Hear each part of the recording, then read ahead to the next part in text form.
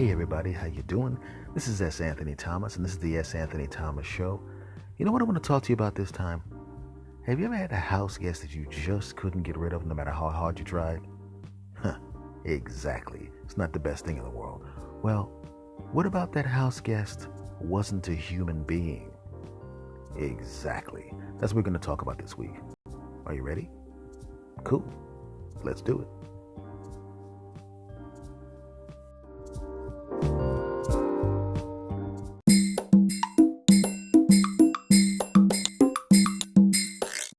Okay, everybody, as promised, I want to talk about house guests that you can't get rid of.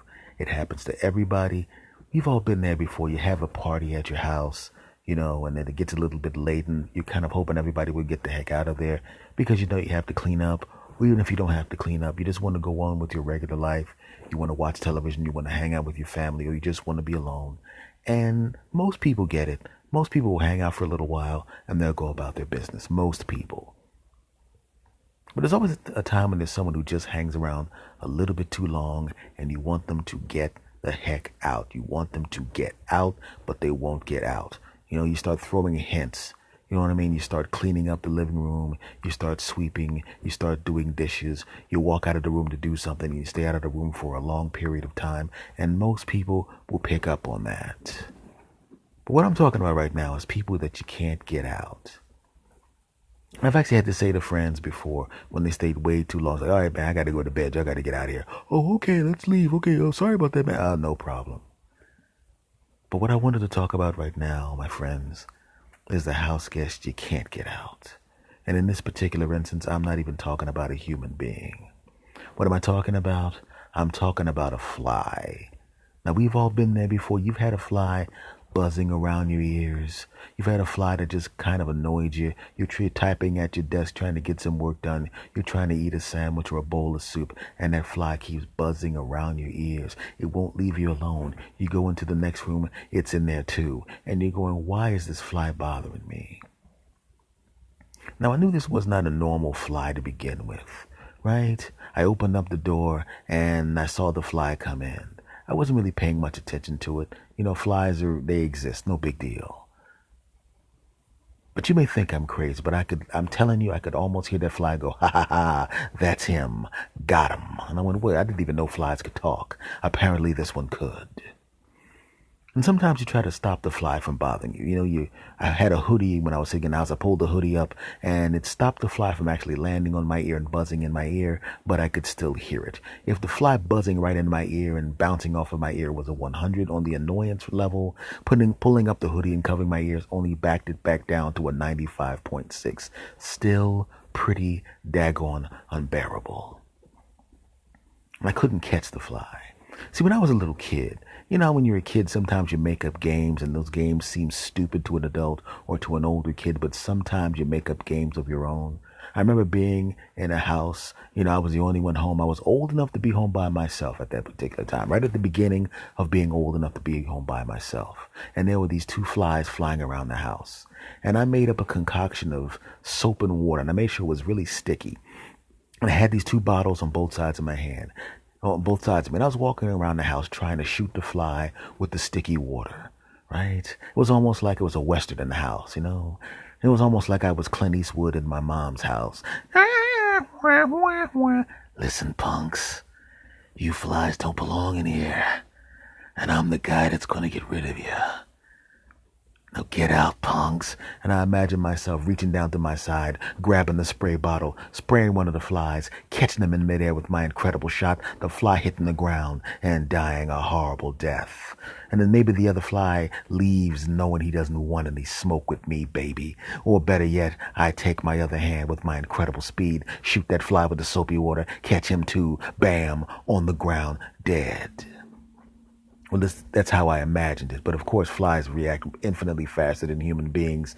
So basically, I just kind of had the entire living room and dining room covered in soapy water, which went over really well.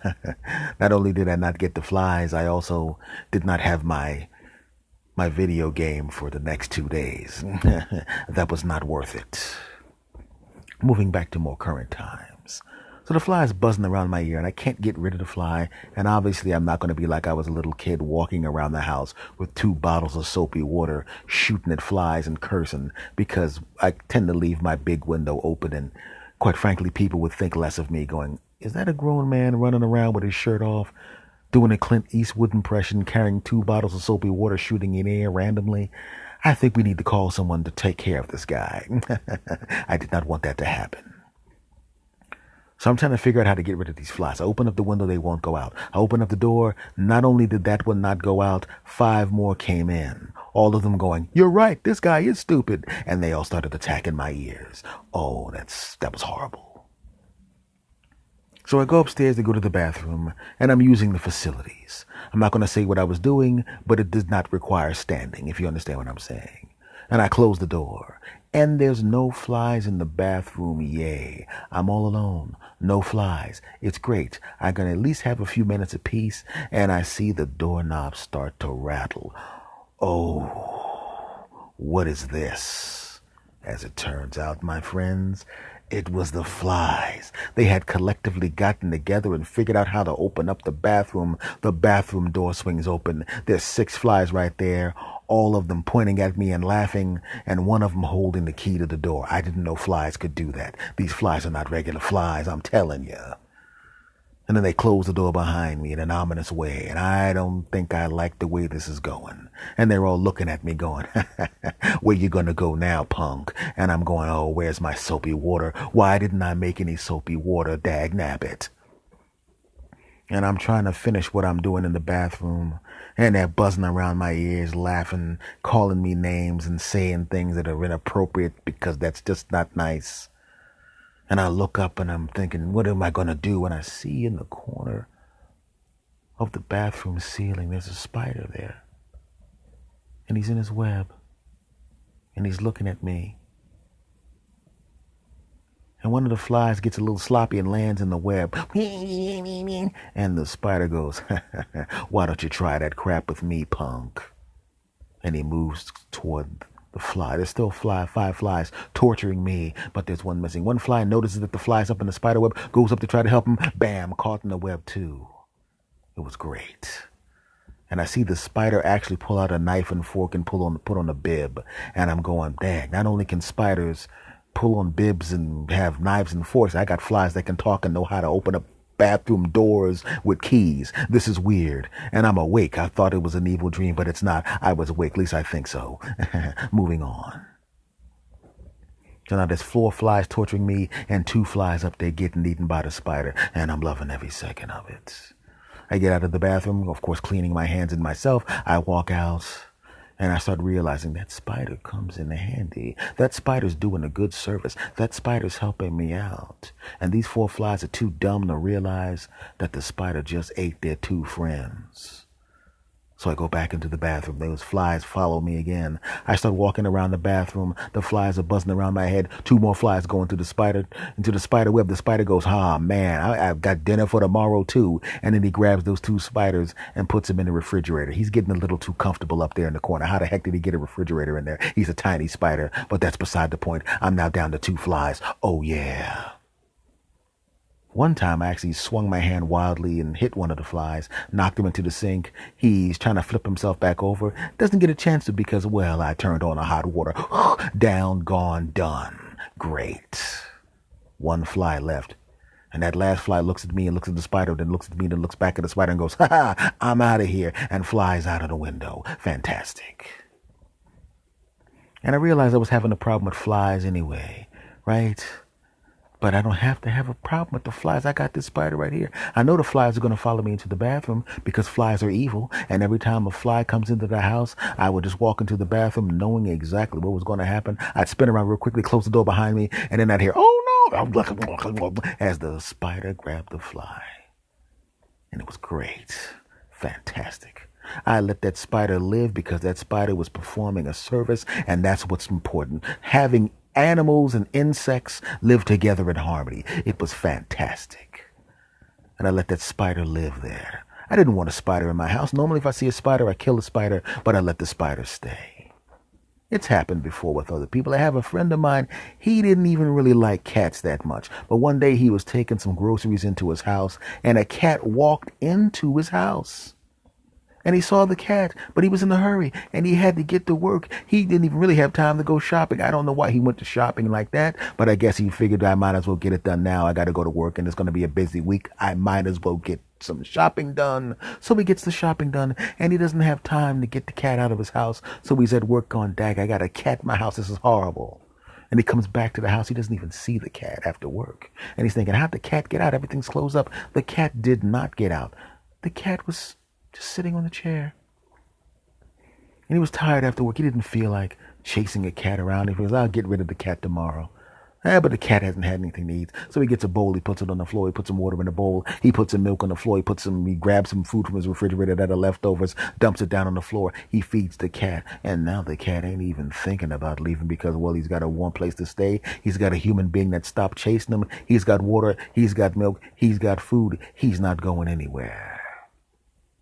Then after a while, he got tired of thinking about ways to get rid of the cat because the cat wasn't going to leave on his own. And he just started to very slowly bring in things for the cat. He didn't want a cat, but now the cat has a cat bowl. Now the cat has a place to poop. Now the cat sees bringing food back. He actually stopped back and got a scratching post for the cat. And all of a sudden now he has a cat. He didn't want that cat, but now he has a cat. And he doesn't want the cat to go. And that's how I felt about the spider. I didn't want the spider. The spider got in, but the spider performed the service. I got used to the spider. I didn't want the spider to go. The spider stopped all the flies. I think the word got out. I think the last fly that the spider ate actually got to make one last phone call before the spider chewed him up and ate him up. And all the other flies decided to stay away. Or so I thought. One of the windows in the bathroom at the top, kind of a skylight that doesn't really let water in, but apparently bugs can get in there. The spider was grubbing and grubbing and grubbing. I go away for a couple of weeks. I come back to the house. And I walk inside the house, not even remembering the spider, not even thinking about it. I had to do a lot of cool things. I go upstairs to go to the bathroom because it was a long trip. And the bathroom door is closed, but it was open when I left. But now it's closed. Wait a second. What's going on here? Then I remember that sometimes when I leave for extended periods of time, my friends would come to the house and walk through just so people would see someone coming in and out of the house and to make sure everything was okay. So I figured one of my friends came in, went to the bathroom, left the door closed. Not a big deal. I opened the door, or at least I'm trying to open the door, and it seems to be a little locked. I get my key, I open the door, I begin to open it, and I hear, I'm in here, man. And I go, oh, okay, sorry about that. Whoa, when I close the door, thinking it's a friend of mine. But wait! I didn't recognize the voice. Whoa. It can't be a criminal. I mean, a criminal wouldn't take time to go to the bathroom in the house, would he? So I pick up a baseball bat. I pull the door back open, and I notice that it's not a criminal in the house. It's not a friend of mine in the house. The spider is sitting on the toilet reading the newspaper. It had been eating a lot of bugs, and let's just say it's a lot bigger now. I'm 5'8". I'm telling you, this bug was about 6'2". Man, that spider got big. And I look at the spider and I don't even recognize it. He goes, oh man, I'm a little bigger now. And he puts his cell phone down. Hold on for a minute. I'm talking to the human that owns the house. And he hands me an envelope with some back rent in it. I'm like, back rent? I can't take this money because you're not a tenant. He goes, hey man, I figured I'd stay. And I go, no. I'm not as scared of spiders, but you know, this is a little bit too much, bro. You're gonna, no problem. I'm gonna have to ask you to go because you're bigger than me. You're actually gonna take up more space, and I don't want to get into that. And I might want to bring some girls home or something like that. And if a lady sees a 6'2" spider sitting on the toilet, let's just say I'm not going to get any action. And the spider goes, you know what, you're right. He flushes the toilet and he begins walking out. It's great. And I go about my day and I leave and go about and I come back. And the next day the spider's right there. And I'm going, Spider, I thought you were going to go. And the spider goes, my new apartment's not going to be ready for a couple of days. I hope you don't mind if I stay here. And I go, oh, that's okay.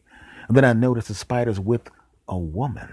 And it's a woman that I told the spider that I liked. And I'm going, wait, you knew I liked her. Why'd you do that, spider? And the spider goes, you move, you lose, punk. You should have stepped up and talked to her. Now she's with me. And I looked at the lady who I thought liked me, and I thought she knew I liked her. And she goes, you know what? You're a nice person, but I mean, not to be rude or anything, but call me when you have 6 more legs, okay? I like my guys with 8 legs, and they both laugh at me. It was kind of an embarrassing moment. Especially when they went up to the bedroom and turned on some music loud. And I went, oh, no, you don't. And I went upstairs and I said, I'm sorry, miss. No offense to you. You're going to have to get dressed and get out. And she left. And she said, hater. And I said, yeah, I'm a bit of a hater. You're not going to, that's just rude. And she left in a huff. And I looked at the spider and he goes, yeah, it was a little too far, wasn't it? And I said, yes, it is.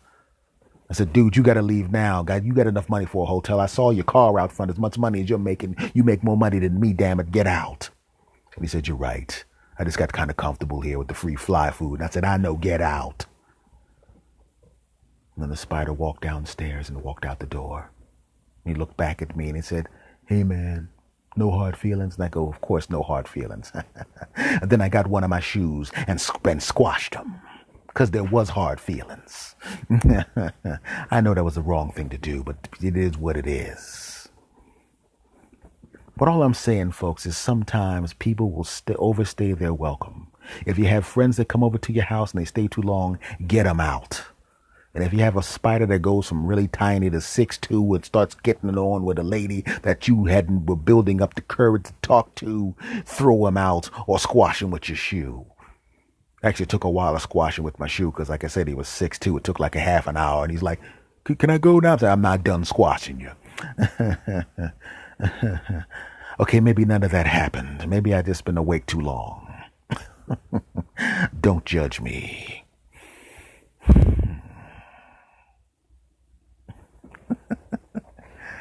All right, folks. This has been the S. Anthony Thomas Show. I'll see you next time.